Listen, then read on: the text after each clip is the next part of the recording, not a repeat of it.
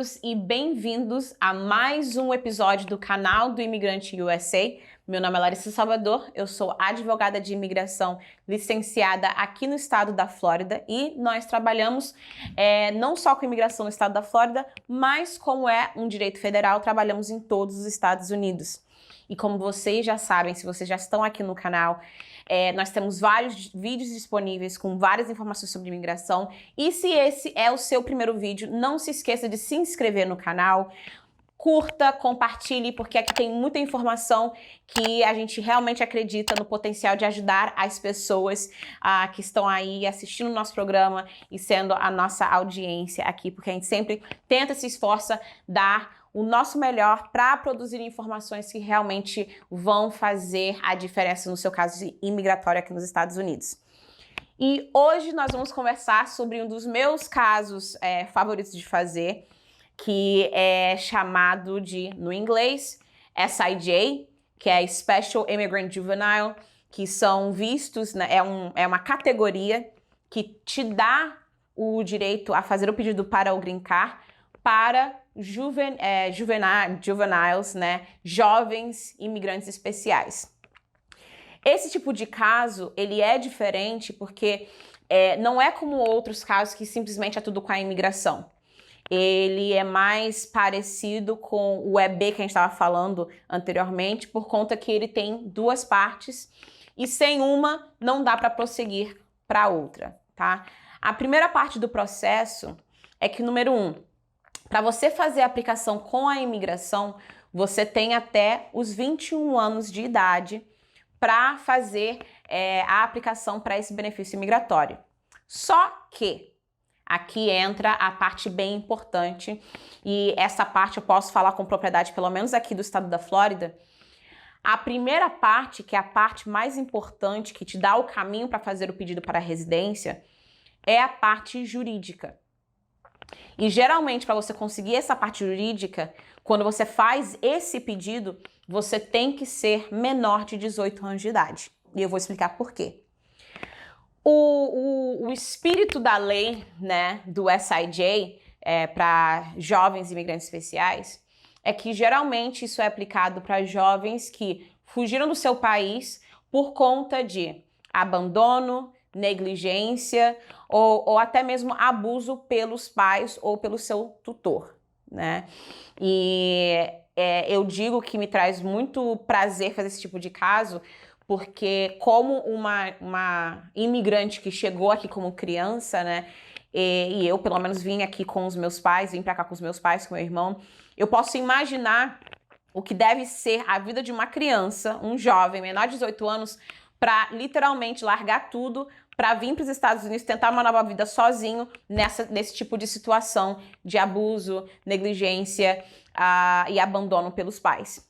Então, quando a gente fala sobre a primeira parte jurídica, que tem a ver com a corte estadual do estado que você reside atualmente, ou você tem que virar, né, custódia do estado, por um processo que é um pouco mais demorado, ou então você tem a opção da custódia temporária, que é uma das ferramentas que nós usamos muito aqui no estado da Flórida, quando se tem, tá, um parente, pelo menos um primo, né, de primeiro grau, para poder fazer essa aplicação para a custódia temporária do menor de idade que chegou nos Estados Unidos. Esse tipo de caso é válido tanto para jovens que vieram pela fronteira, quanto também para jovens que chegaram com o visto de turista.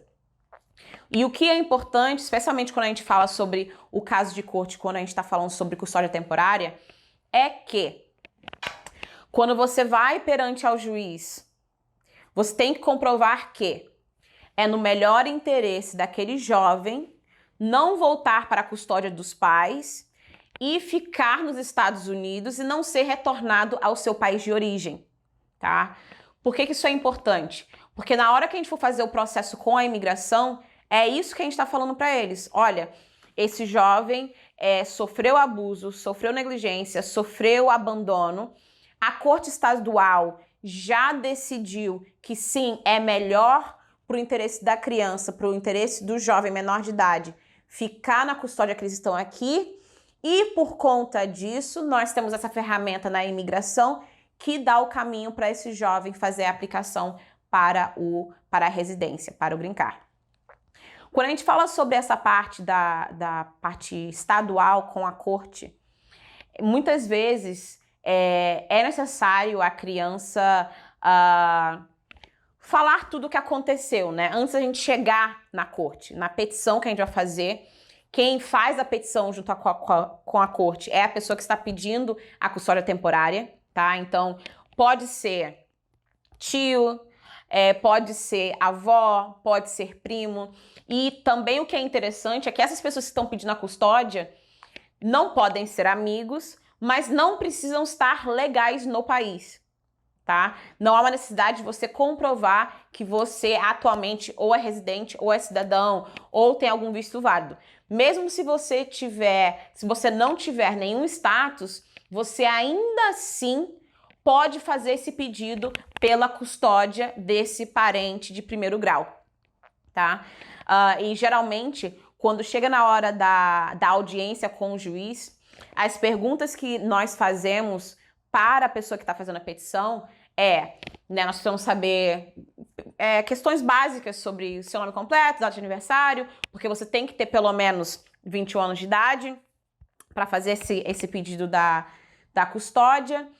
E não só isso, nós também perguntamos sobre qual era o relacionamento que você tinha com a criança, com o jovem, antes dele chegar nos Estados Unidos.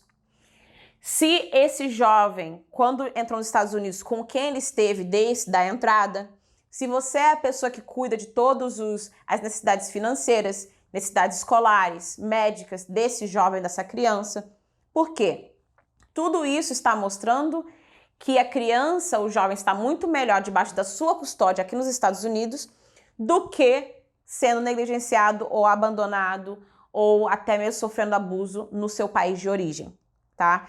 É quase que mais ou menos um caso de asilo para criança de duas partes, né? Porque a gente está falando sobre todas as dificuldades que a criança passou no seu país de origem e porque hoje é super importante que essa criança esteja na custódia desse adulto aqui nos Estados Unidos que é parente de primeiro grau. Uma coisa que é importante ressaltar, muitas vezes quando a criança está fazendo esse processo, né, a pessoa está fazendo esse pedido para a corte, geralmente ainda tem contato com os pais e os pais assinam uma documentação abrindo mão da custódia da criança, tá? E se a gente não souber aonde que os pais estão, tem todo um processo, né, do caso ser enviado para o país, de uma notificação ser enviada, a gente tentar encontrar os pais, para os pais terem essa notificação, porque esse pedido, pelo menos a parte da custódia temporária, ainda dá os pais, se eles quiserem no futuro recorrer à custódia da criança, mas ao mesmo tempo, né, que é muito importante, uma vez que você chega na parte da imigração e você faz o pedido para o Green Card, aquele jovem, uma vez que ele tem, nunca vai poder passar aquele benefício nem para os pais, nem também para a pessoa que estava com a custódia do jovem, tá? Justamente por conta dessa necessidade de você estar acabando qualquer laço, né, legal para fins imigratórios, para fins de benefícios imigratórios. E outra coisa também que muitas vezes a gente pergunta na audiência é justamente se o tutor, né, se a pessoa que tem a custódia da criança naquele momento é encarregado da saúde, da alimentação do jovem da criança. Mais uma vez, todos esses pontos vão para a determinação do juiz que sim, é no melhor interesse da criança permanecer com a pessoa que hoje tem a custódia temporária dela. Uma vez que esse processo é aprovado, e pelo menos aqui no estado da Flórida tem que ser aprovado antes dos 18 anos de idade, aí sim que nós iniciamos o processo imigratório. E no processo imigratório, quando a gente chega nessa parte, primeiro é feito o SIJ, a petição para imigrante especial juvenil, E que, em algumas situações, né, você pode fazer a aplicação junto, mas muitas vezes não. Você tem que fazer primeiro a aplicação do SIJ, do SIJ, e uma vez que aquela é aprovada, aquela qualificação que ela serve como a base para o seu pedido do Green Card é aprovada, aí sim o jovem pode fazer a aplicação para a residência permanente. Ressaltando que, para essa aplicação ser feita, tem que ser antes do aniversário de 21 anos da pessoa, tá? Que está fazendo a aplicação. Quando ela faz a aplicação, você também vai ter o direito de pedir a sua permissão de viagem juntamente com a sua permissão de trabalho. E com isso receber o seu Social Security Card, né, que é o equivalente do CPF no Brasil. E isso já te dá uma certa liberdade e flexibilidade para já iniciar a sua vida aqui nos Estados Unidos. E, eventualmente, tem casos que precisam de entrevista, outros não, e você recebe o seu green card. A não ser, óbvio, que você cometeu algum tipo de crime, né, muito, muito horrível que te impeça de poder fazer a petição do green card. Mas fora isso, esse momento que o green card chega para esse jovem sempre é muito cheio de até mesmo gratidão de você estar podendo estar naquela posição, né, de poder prover essa oportunidade, porque muitas pessoas não sabem dessa opção. E são jovens, são crianças, são pessoas que vieram nesse tipo de situação. E nós temos até um caso que para mim é bem pessoal, porque foi o meu primeiro caso de SAJ que a gente fez aqui no escritório, que eles não sabiam o que fazer, ninguém dava uma opção. E eu me lembro que na primeira vitória, que foi a parte da corte, foi uma festa. Na segunda, que foi quando o SAJ foi aprovado, foi uma outra festa. E agora nós já estamos na reta final, já para poder ter a residência permanente desse jovem que realmente merece depois de tudo que ele já passou na vida passada dele no Brasil. Então, enfim, mais uma vez, lembrando que uma vez que esse jovem recebe o green card, ele nunca vai poder fazer aquela petição para os pais. E assim, pensa aqui comigo, né? Se a gente pudesse mandar todos os filhos para os Estados Unidos, dar uma ordem, fazer um SIJ e depois legalizar todos os pais que ficaram no Brasil. Seria, um jeitinho brasileiro muito, né, absurdo, né, para o governo americano, já que abriria uma brecha, quase que uma anistia praticamente, para a galera toda entrar aqui. Então, até mesmo para proteger o jovem, né, porque a gente sabe que geralmente abuso, negligência, abandono vem com séries de problemas também emocionais que, se você continuar com acesso àquela pessoa, só vai piorando. Então, para a proteção de todos e pela segurança nacional, uma vez que o jovem pega a residência, ele não pode passar para os pais depois.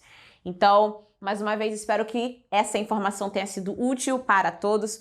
Como vocês sabem, o nosso escritório trabalha com casos de imigração, não só aqui no estado da Flórida, mas em todos os Estados Unidos, e também fazemos casos para as pessoas que estão no Brasil com a intenção de migrar aqui para os Estados Unidos legalmente. E se vocês têm perguntas, vocês precisam de uma consultoria, mais uma vez, nós estamos aqui, o nosso número é o símbolo do mais, número 1, 954-773-8175, e do Brasil você pode entrar em contato com a gente pelo WhatsApp, e também por e-mail no info@salvadorlawpa.com. E, por favor, continue nos seguindo em todas as nossas redes sociais no @salvador.law e continuem aqui no nosso canal do Imigrante USA. Até a próxima!